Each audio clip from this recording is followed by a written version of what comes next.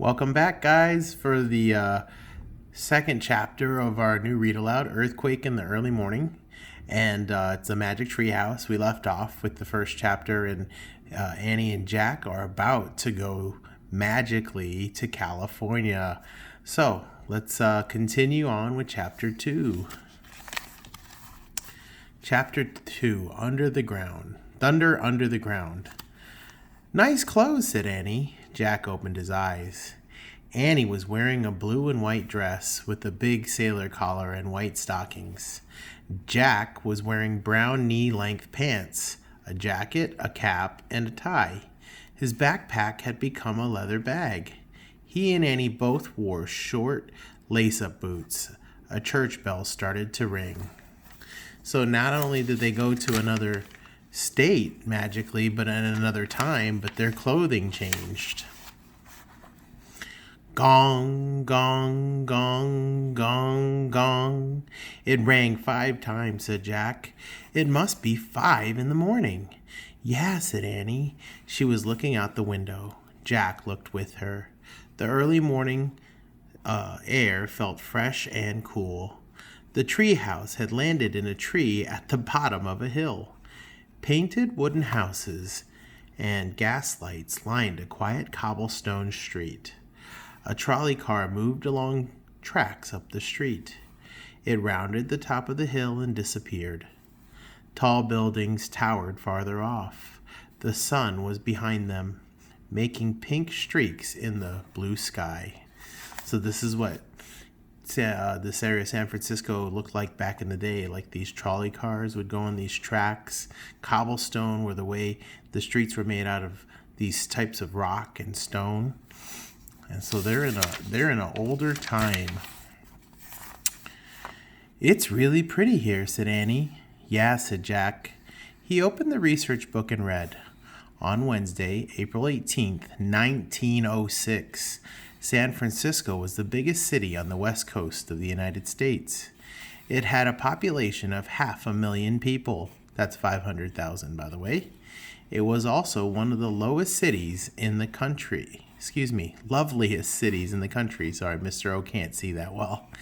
Jack pulled out his notebook. He wrote, San Francisco, April 18th, 1906. Biggest city in the West. Lovely. Lovely means very nice. Let's go, Annie said impatiently. Jack looked back at the book. He wanted to learn more. So if you have he pulled out his notebook, kind of like a little journal to put things down in. Now, said Annie. She took the book and notebook away from him and put them into his leather bag. Let's not waste any more time. Annie left the treehouse. Doing research is not wasting time, Jack called after her. But he slung his bag over his shoulder and followed Annie down the rope ladder. When they had both stepped onto the grass, Jack looked around. Where to? He said. Anywhere, said Annie. Let's just explore and see the sights. We can be tourists. Okay, said Jack, but don't forget, we have to find the writing for Morgan's library. They started up the cobblestone street as they walked up the steep hill. The sun rose above the tall buildings. The early light turned everything to gold. Stones, street lamps, and the glass windows of the silent houses. It's so quiet and peaceful, said Annie. Yeah, everyone must still be sleeping, said Jack. Suddenly, out of the quiet came a deep, rumbling noise.